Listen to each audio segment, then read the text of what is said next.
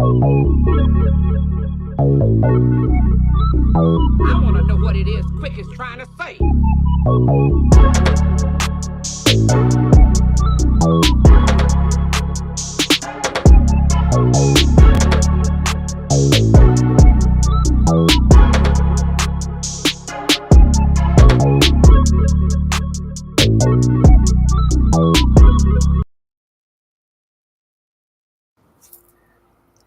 Hey, we're gonna do this, man.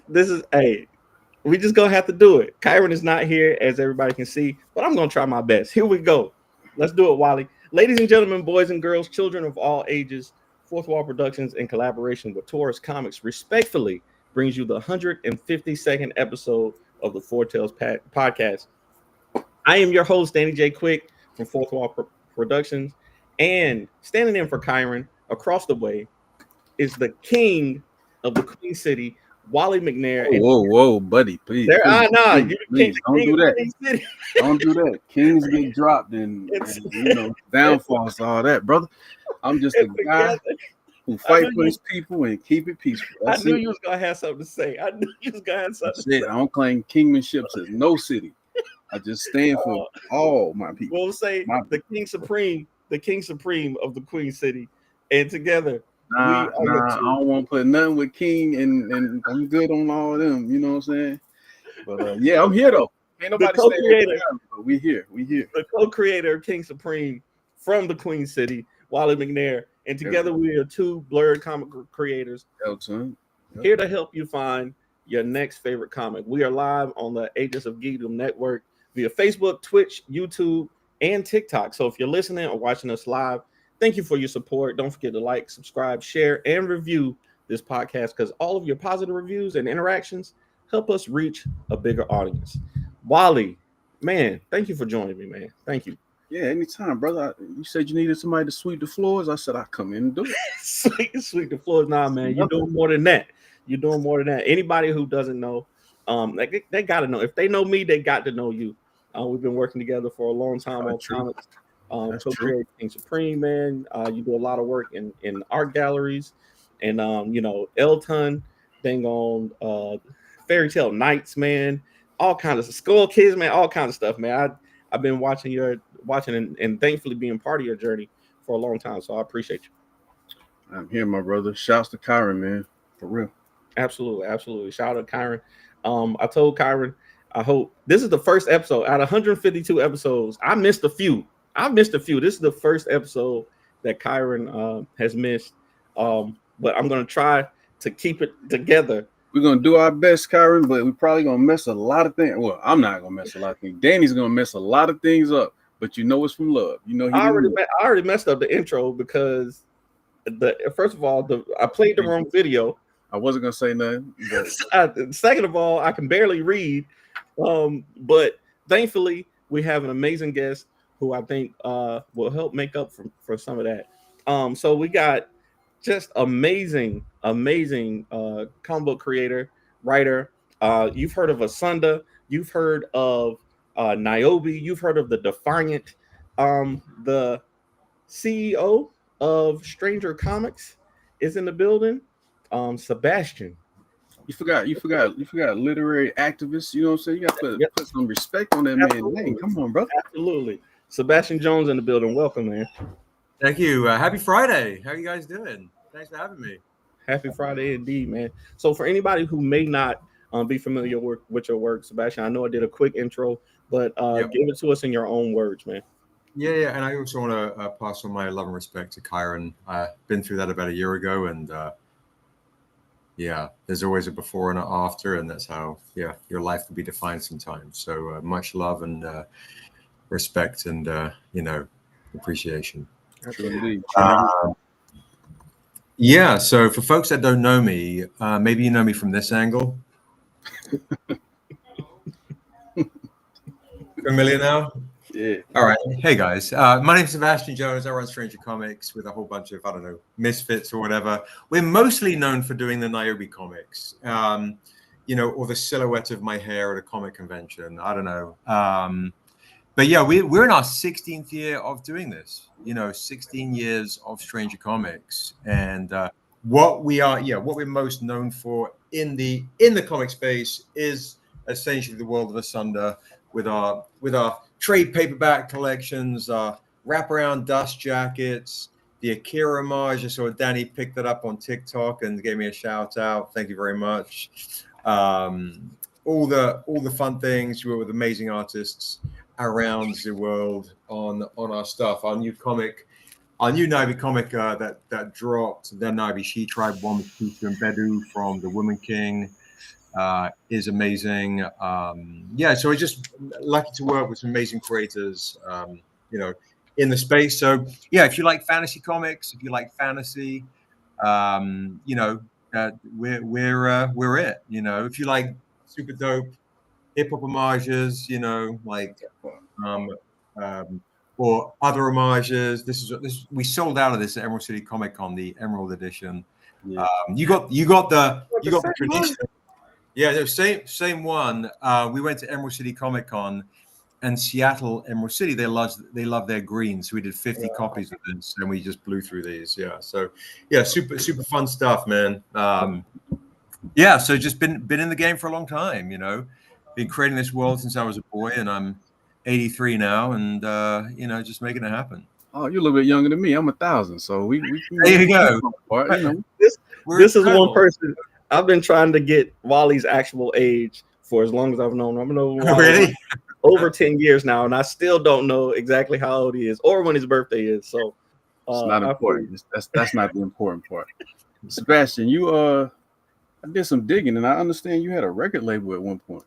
Oh yeah, wow, I did. Yeah, I had a record label called MVP Records. We put out. Here's actually, I don't know if you can see it like this. So I can just move a few things. There's one of that painting right there. I put as an album cover right there. I put out like 25 albums of historical jazz and blues, old soul, funk, stanky funk, break beats, all the rare stuff. This is back in the 90s, right? Because I'm a 90s hip hop head. But yeah, so if you like, basically I put out, I would guess you call it an audio encyclopedia of roots American music. Okay. So you could see the tapestry of America from the 20s and see the social evolution through music. So yeah, we put out a lot of albums and saw how, Delta blues connected to New Orleans jazz, connected to swing, the movement to Chicago, the migration, blues in the 50s, doo-wop, bebop, and that good funk, So and a bit in a soup sort of hip hop from the 90s, Yeah. You I understand you have a love for Coltrane too, right? Big Coltrane head. Yeah, I'm a big Train head. Just went to the Alice Coltrane museum in Los Angeles at the in Westwoods.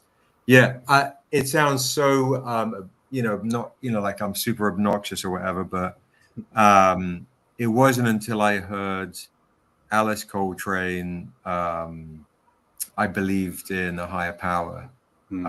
So it kind of like music is probably my first true love, my one true love, and Alice Coltrane changed my life. So yeah, and obviously John Coltrane, of course. Sure.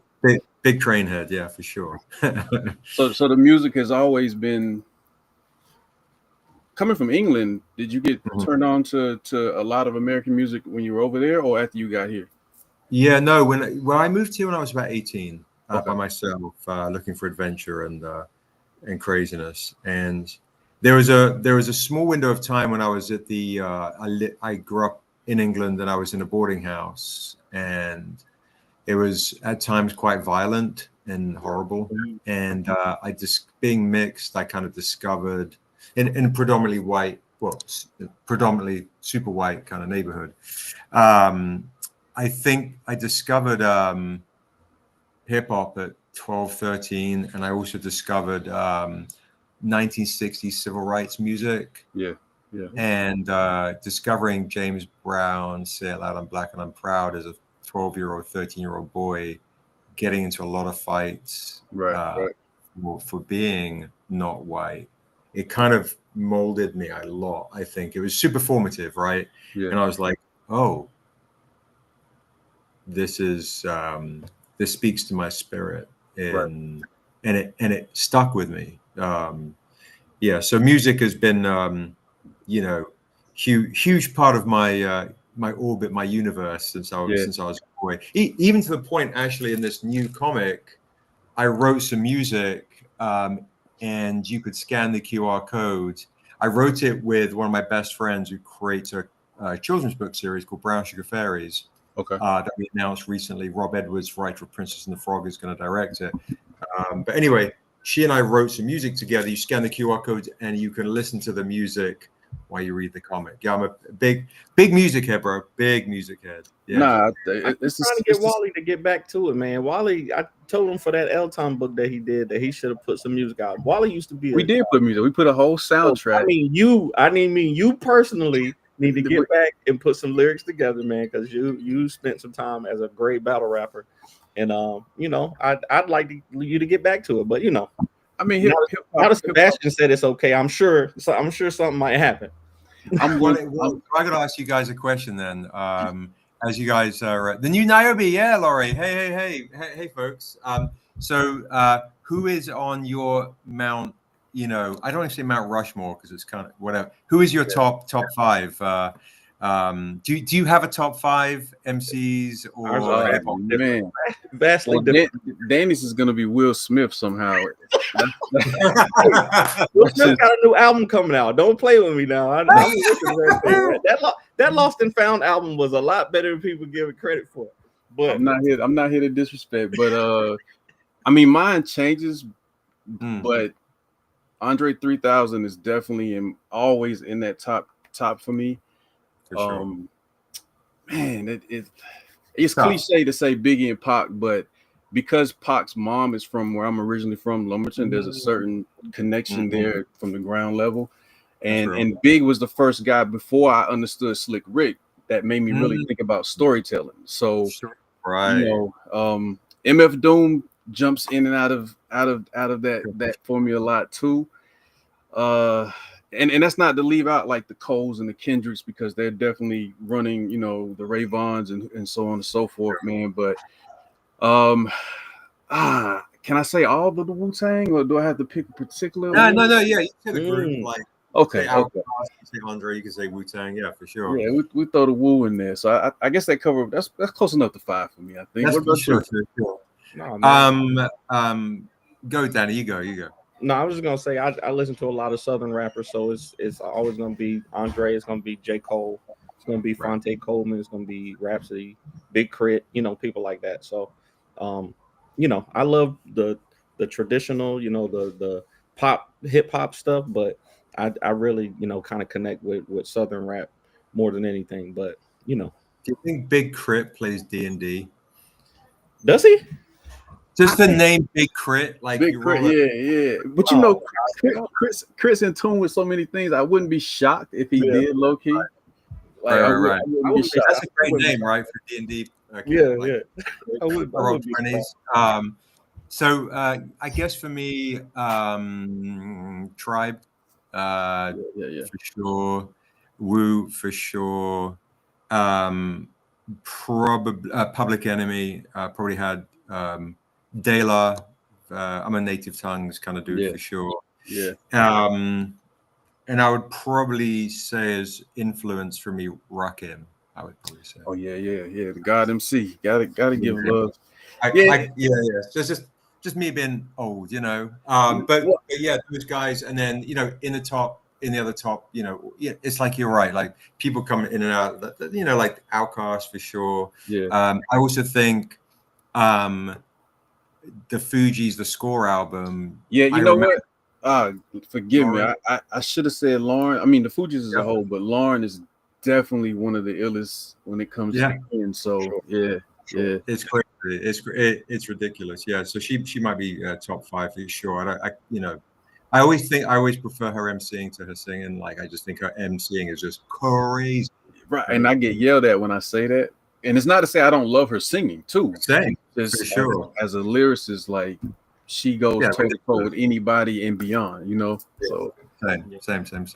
Yeah, we did like about nine different hip hop homages. I got a Lauryn Hill homage lurking around here somewhere. Yeah. That's the Biggie, the DMX, yeah, Flesh of My Flesh.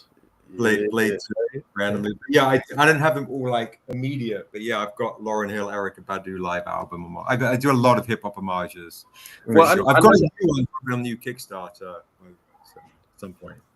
I noticed you find different ways to incorporate the elements of the arts, from art installations to the music. Like it seems like you enjoy finding ways to include everything that mattered to you in some form or fashion when it comes to putting books out and things like that. So is that one of the, outside of writing and seeing it all come to life, is that one of the other great joys, being able to just think of new things that you might be able to incorporate?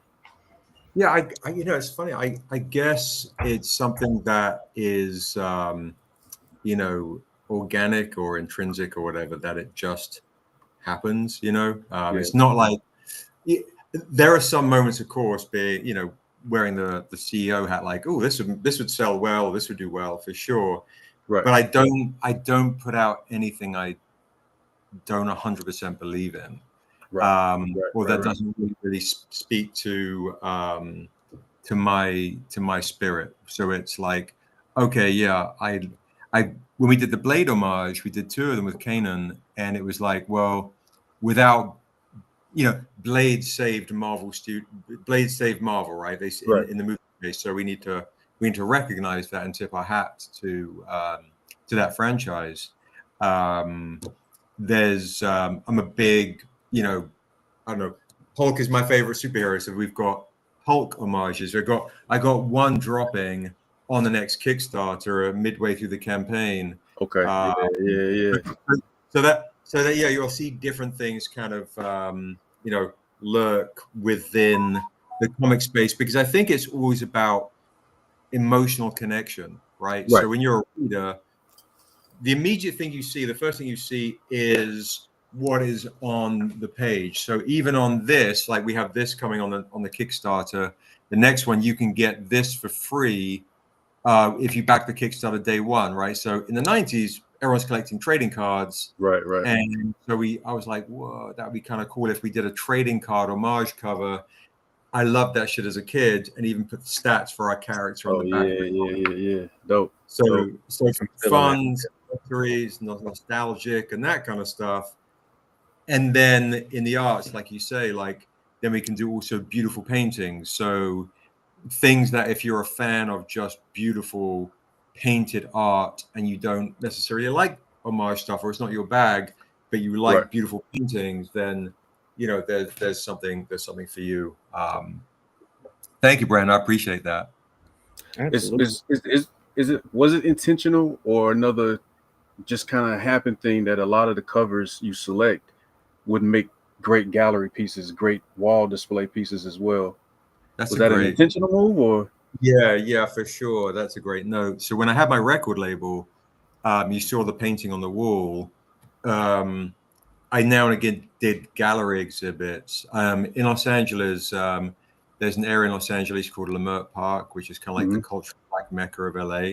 Yeah. In my top 20, I used to see this group called Freestyle Fellowship. I used to I had dance-offs with the Black Eyed Peas before they were signed. It was that era, right? That time. Anyway, digression. But around those areas, there are a lot of galleries. And when I had my record label, I worked with amazing painters who, one guy ended up doing the complete mural for Amoeba Records, and I hired him. I was the first dude to hire him after he got out of doing a joint. But it was like, oh yeah, this is you. One thing I like to kind of do, and again, it just sounds super up my own arse, but it's like having a sense of self and dignity, and this is my shit. Right. This is not auto-tuned. This is not a sound alike. Right. Yeah. Tag trending. It doesn't sound like tin. It doesn't sound like a carbon copy thereof. And this is a current trend. I could give less than. Yeah. So I want to make sure that folks, when they grab a Stranger Comics comic book, they feel like a sense of connection and pride, and embracing the the craft of the art, but the ceremony of culture at the same time. Right. That makes sense. I got so many questions, but I'm stepping all over Danny, and I don't want him to look like he ain't the boss Hey, right man. now. No, you both are kind of guests, man. I know, Wally, you're trying to get into the live podcasting space, so hey, No, man, I'm not. You trying to make me get into that space? Ben says I see Ben. Yeah, Ben is a good friend of the show. He wants to know there'll be posters, big posters and prints and covers possible with tiers for the rewards. 100%. I don't know. Yeah, I know Danny's, I think, got the link somewhere lurking on this thing. Yeah. But we also, and I might be able to find it, Danny, and I can send it to you. Actually, we're actually in the construction of the page. But to answer your question, Ben, yes, you'll be able to get any poster of any cover that we do. And there's an art collector bundle with all of the posters. And remember, day one, literally, if you back it, you literally get this for free. So if you do a physical reward, and also on StrangerCon, just to drive Danny crazy, because I know he loves the Akira homages, if you come to what we have called StrangerCon, which is our YouTube live link, you get, because we hit 100 likes, you get the new Niobe Endura Akira Virgin homage for free. Dragon? That's dope. Yeah. Imagine drifting on that thing, right? Like, so you got the Niobe kicking on the dragon right there. And then that's the StrangerCon exclusive. You literally get it for free for coming on the live event on YouTube. And on the Kickstarter, we have the matching red edition. So you'll be able to get the set. So all these things are available. And in the early birds, without getting kind of too salesy, I got something crazy too, which you will literally be able to get a Death Note homage. You'll be able to open it up, put your name in it, or put somebody else's name in it. Somebody else's name, yeah. Somebody else's name. Super dope. I mean, I think your story,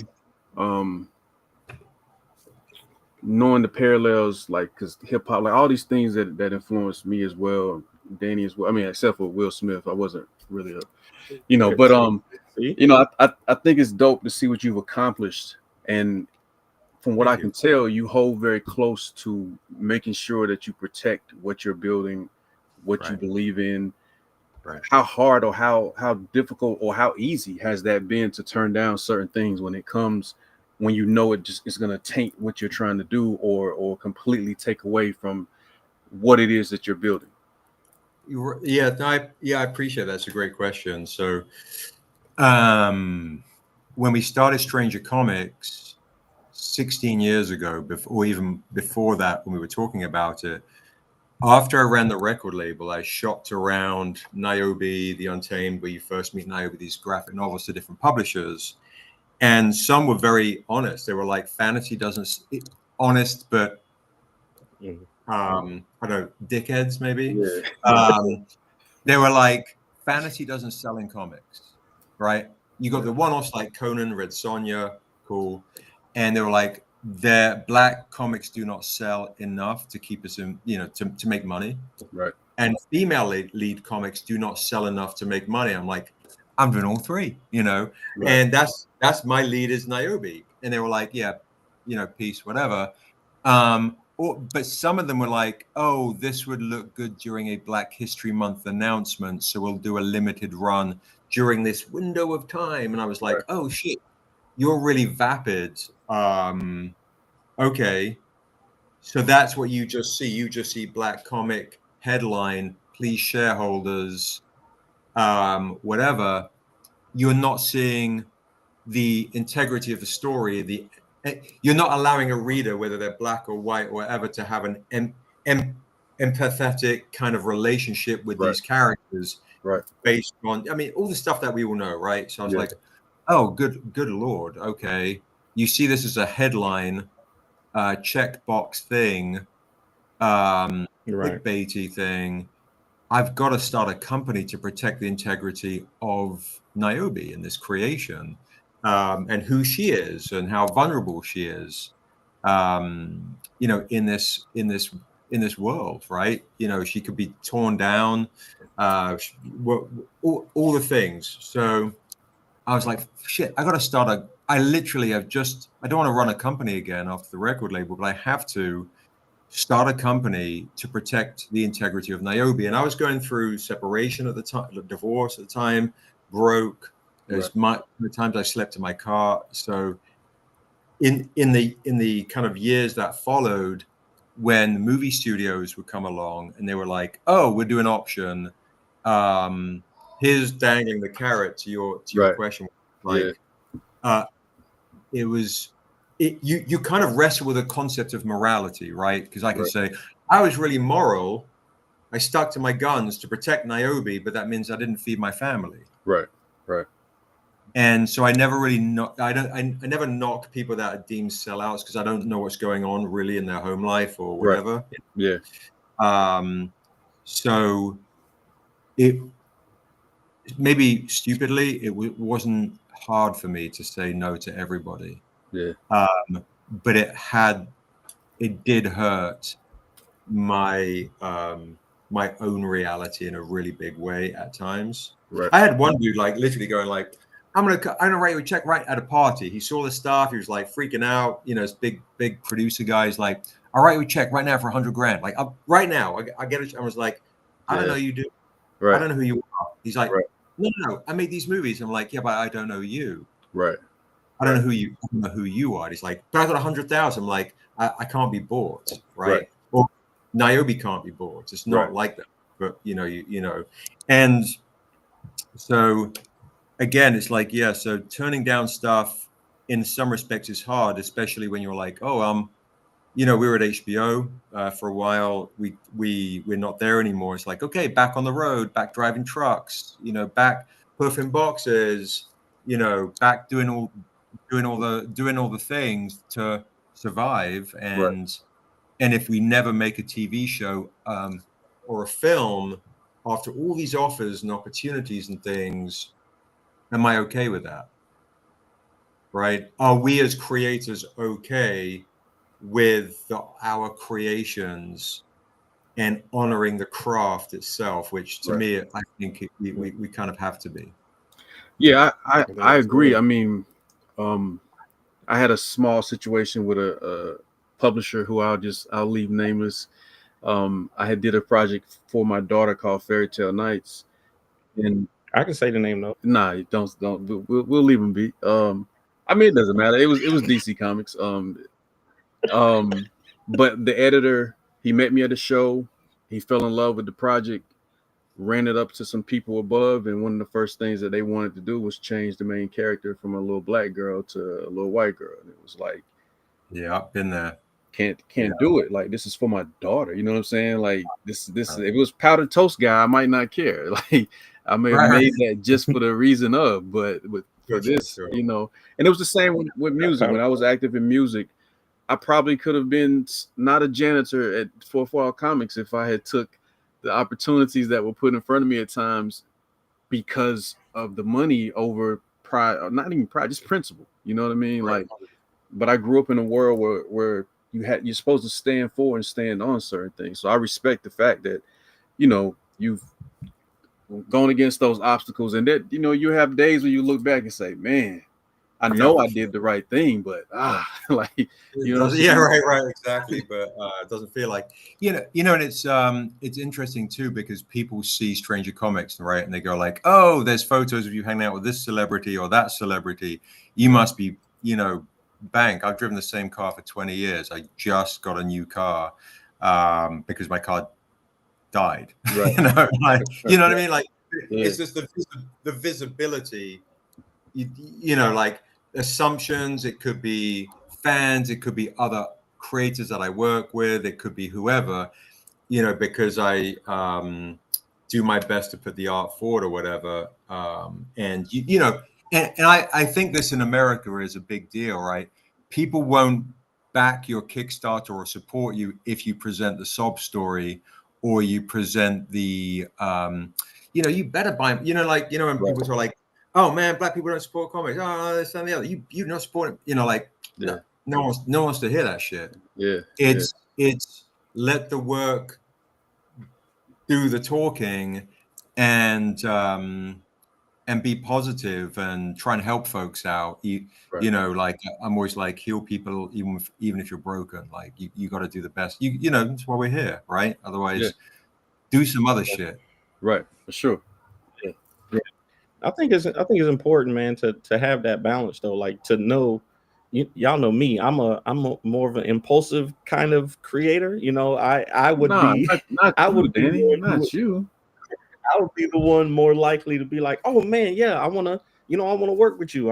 Let's try something, whatever. But that's why, I always have somebody like Wally or Kyron around, to be like, hey man, wait a minute now. Because I really do believe that when the right deal comes around, like it'll line up. You know what I'm saying? So, having to tell people, hey, no, this isn't going to work. That isn't going to work. You have to have that balance, and I respect y'all both for that. I was gonna say, Sebastian, I was gonna say, I know you have incorporated your love for hip hop, into the comics, but I also know that you spent some time as a dancer, right?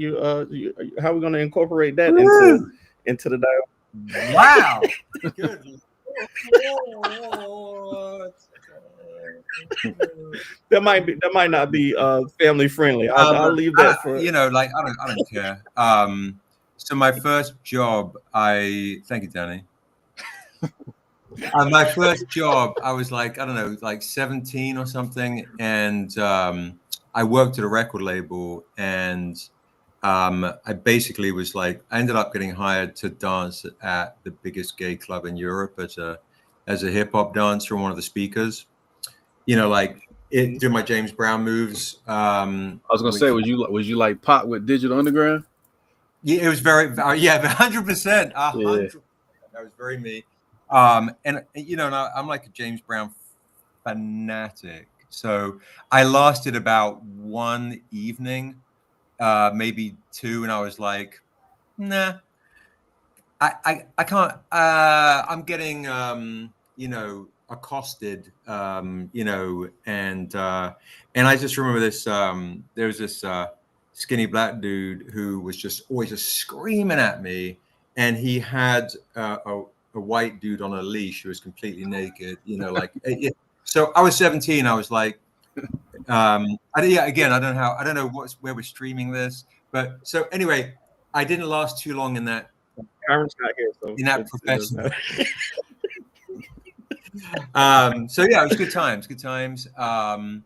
And then when I moved to America, I just loved to dance a lot, and just no more professional dancing, but a lot of throwing down in the circle, in Lemur. So yeah, that was my just a dancing fiend. Yeah, I love it. We got to get the quick takes. I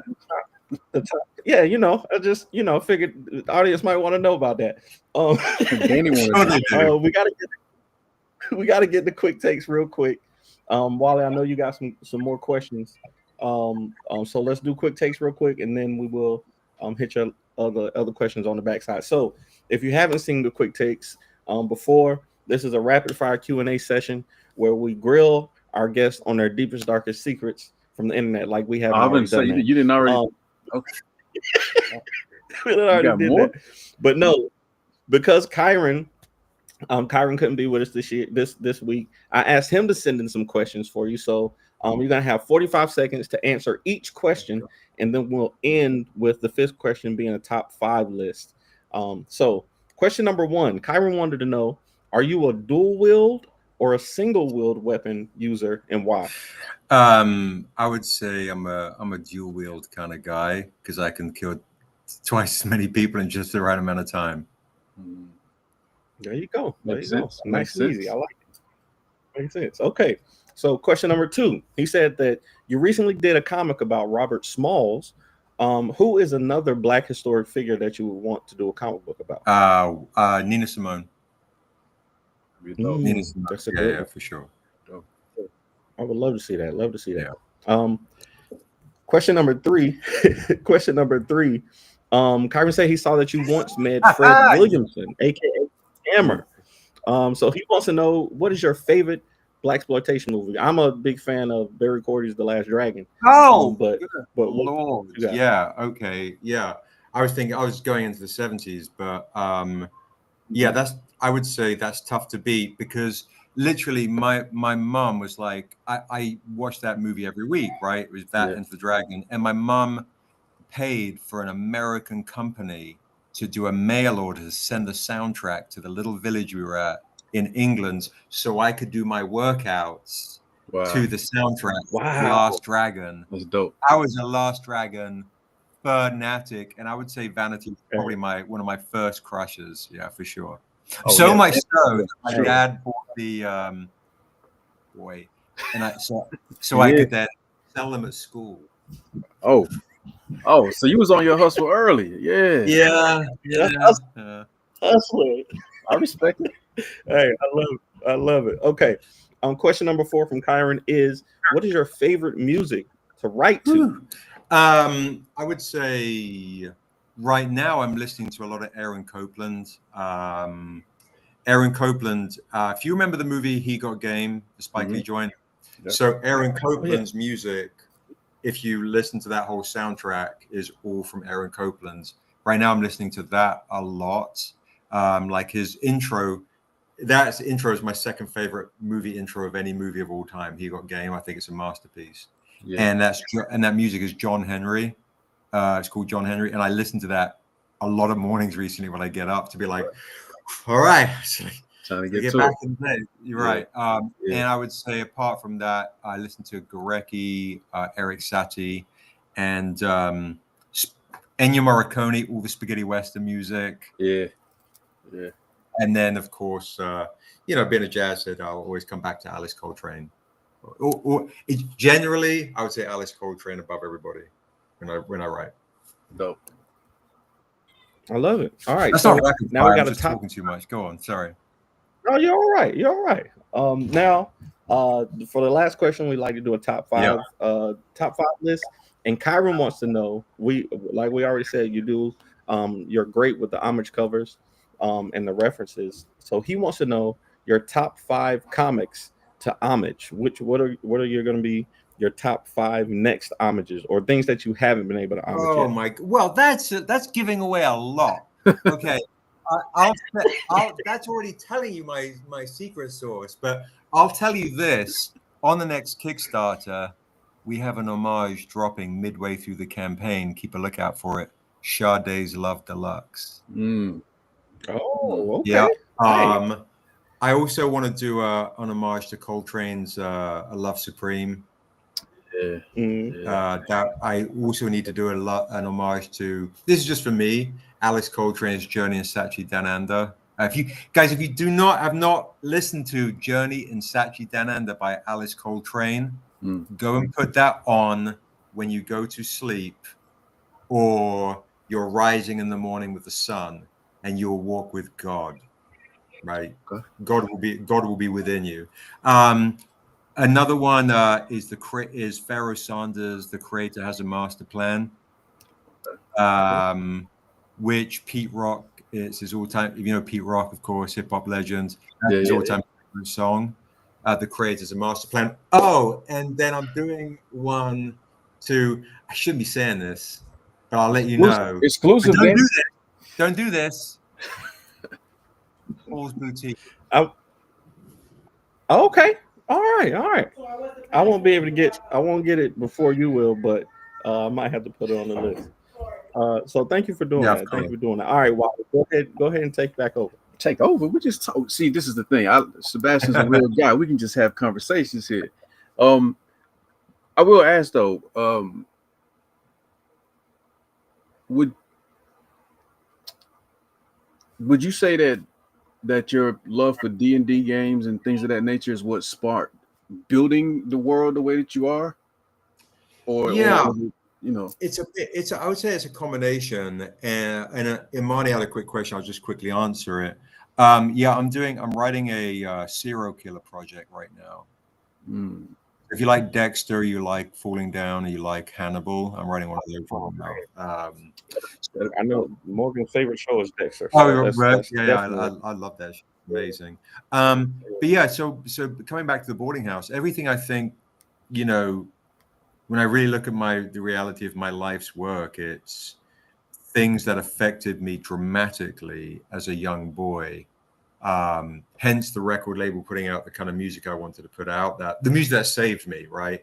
And the other thing that kind of saved me is D&D. And I think, so when I was a young guy and I was getting picked on for being mixed, or my mom was a Bond girl and she was like a really beautiful model.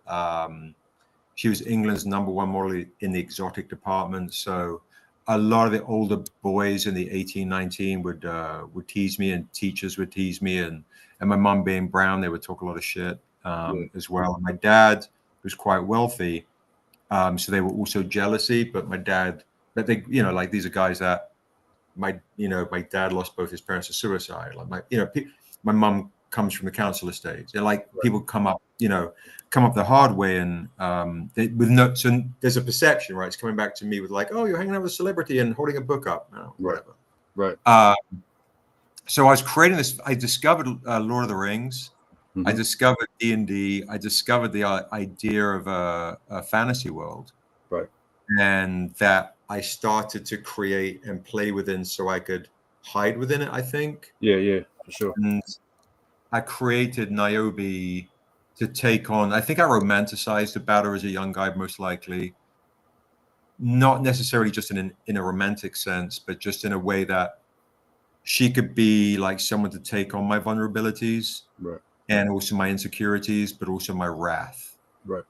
And as I grew, she grew with me. And I think I was trying to get her to make this fantasy world I was creating a better place. Yeah. And as you know, you kind of, as you get older, you kind of get to a space where like, whoa, okay, maybe these stories that I'm telling through Niobe and these other characters can make our world a better place, as naive, as optimistic and naive and slightly arrogant in some respects as it sounds, but that's super real to me.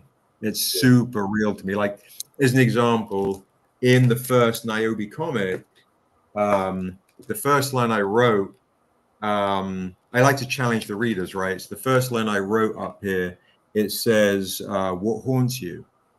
So the omniscient voice of the goddess of light is asking Niobe while she's on the run, what haunts you?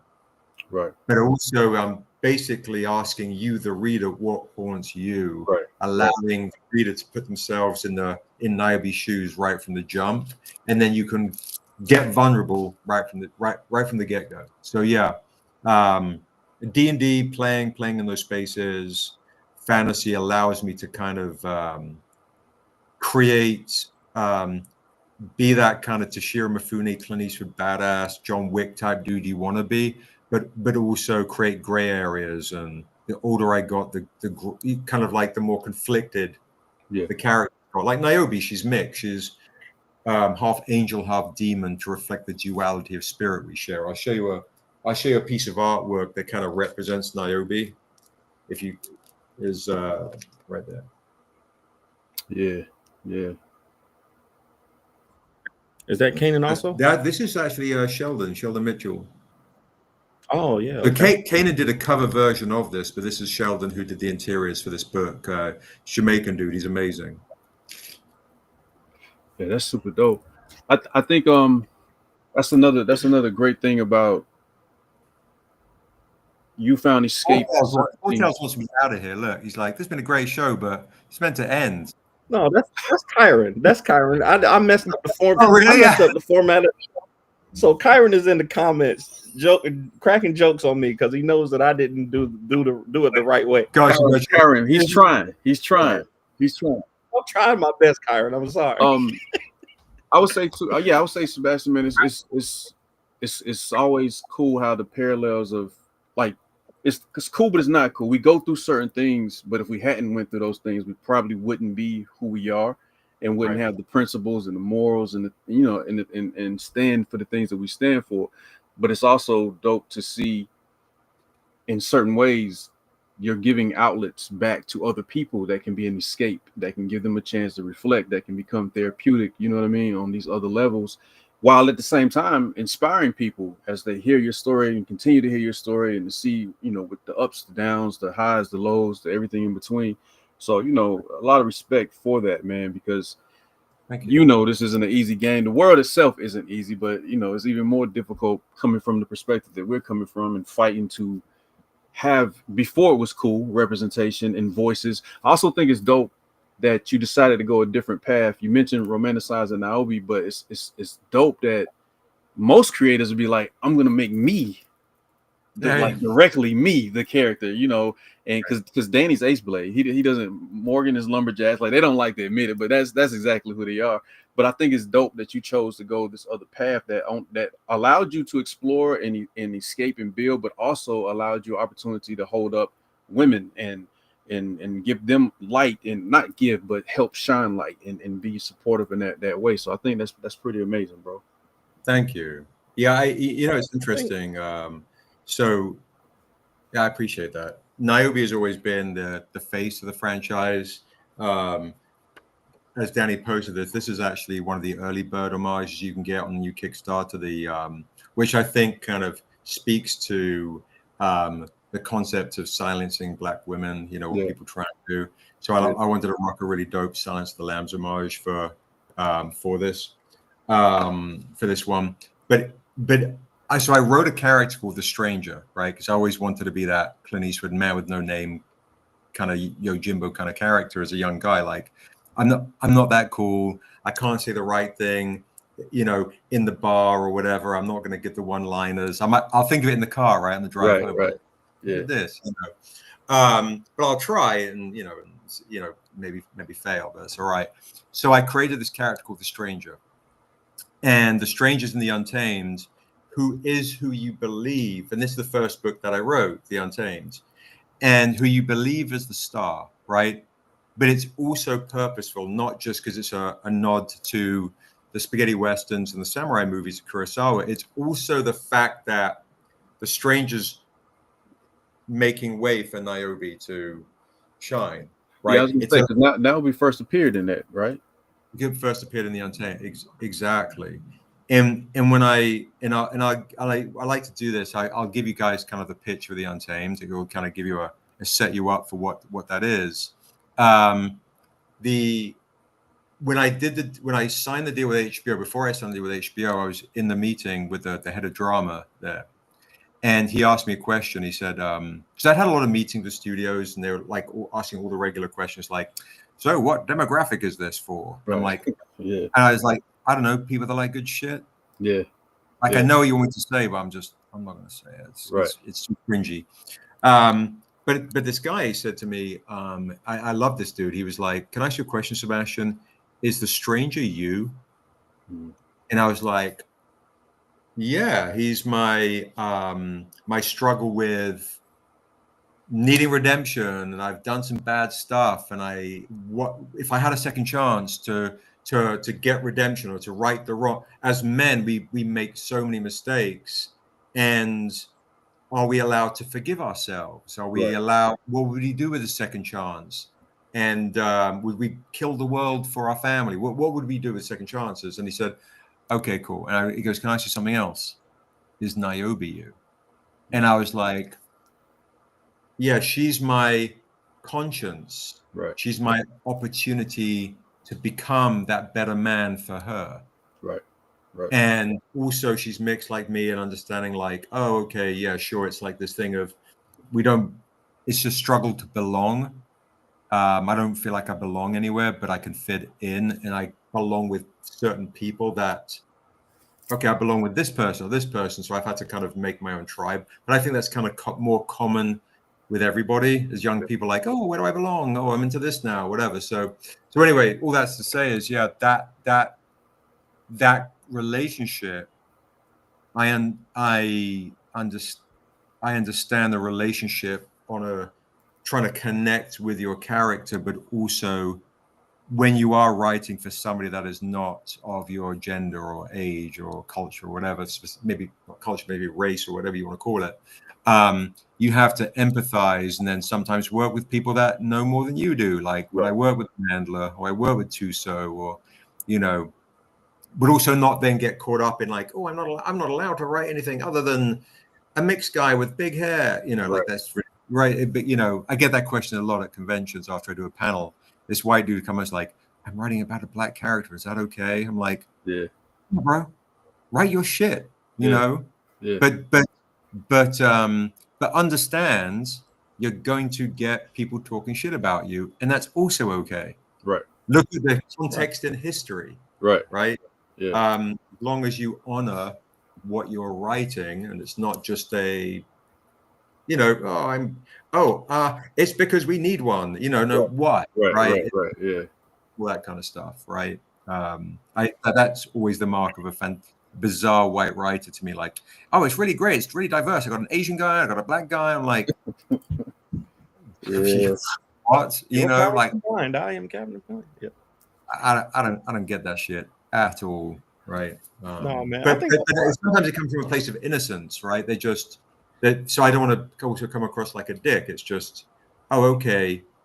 We live in a soundbite reality. We live in an Instagram reality. We live in a reality that doesn't necessarily teach us that, yeah, doing sound bowls on Instagram might not be necessarily always a good thing because you're fucking with spirits. Right. You're doing it for likes instead now. You're creating, like, do you know what I'm saying? Like, we live in a headline society, and most people struggle with that level of self-awareness because they're too busy going like, oh, who am I following?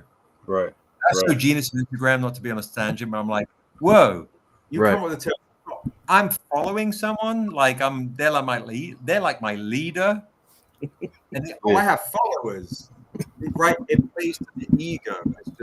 I wrote a line in Niobe and Dura, and I was like, a leader is not measured in followers, but in the courage, in facing the demons they have the courage to face, something like that. And the demons they have the courage to face. Yeah. Right.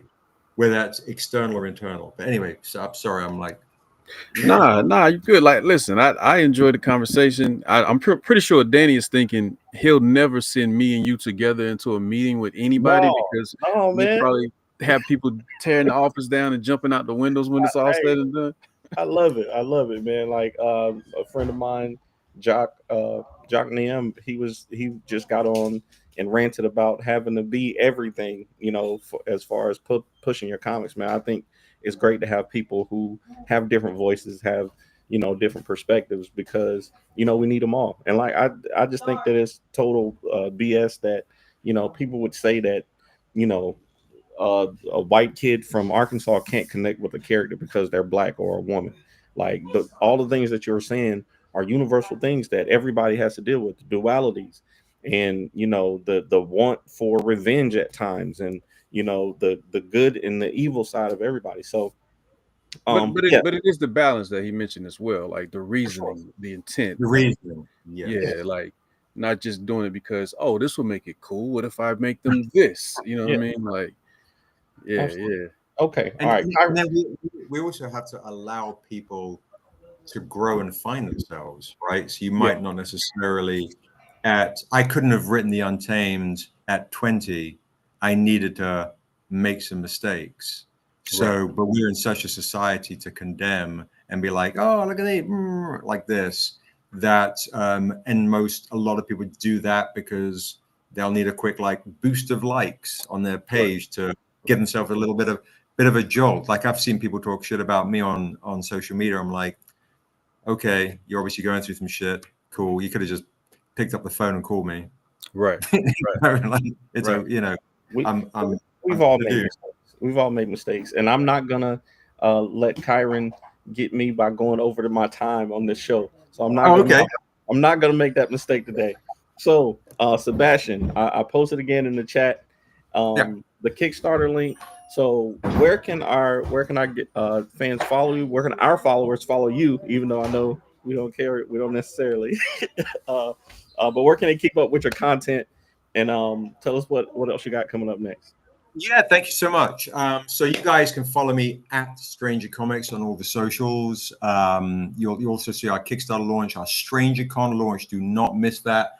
For folks that like shiny metal comics, we made even like, look at this, for you folks that need this edition. We got this in golds and metals and all the things. Yetida Badaki of American Gods, check it out. Beautiful love affairs right there. Set in Purgatory, coming to Kickstarter. But yeah, Stranger Comics, strangercomics.com. You'll find me on all that stuff.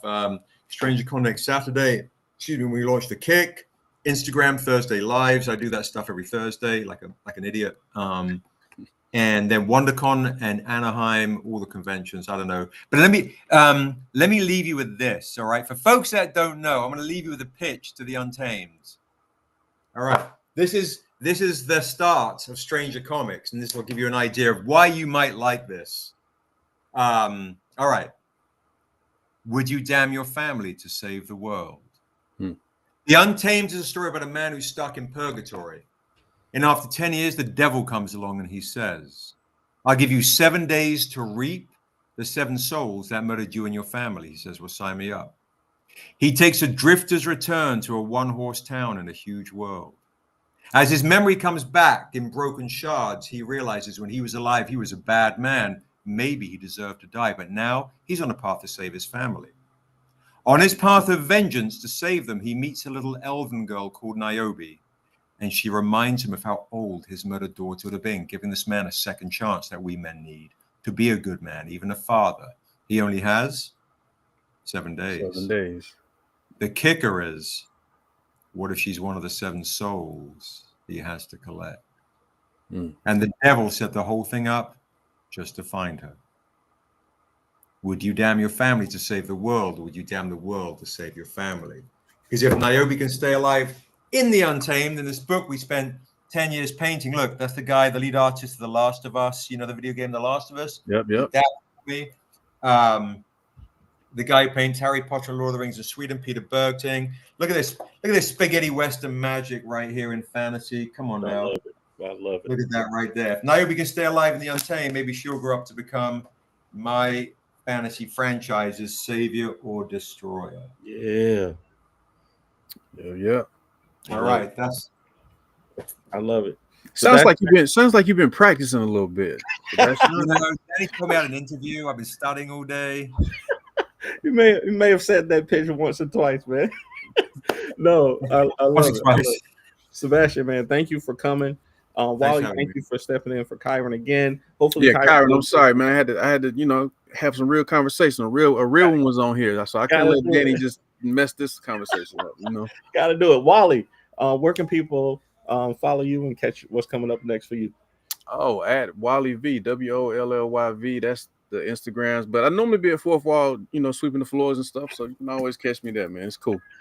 And y'all know me. Danny, sorry to cut you off. I just put the Stranger Con on. I Facebook messaged you if you want to put it on the stream for folks that don't know. They want to come and get that free Akira homage. If you want to cut and paste it and put it in there, that's the YouTube live stream.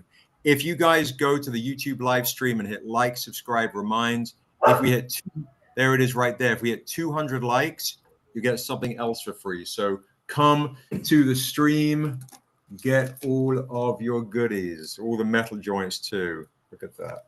Woo. Hey, I know I'm gonna be there, man. I gotta get that Akira Dragon. I gotta get that. So we appreciate you coming. Thanks for having me. Kyron usually has a drawn out thing, a very eloquent ending for the show. But I'm just gonna say thank y'all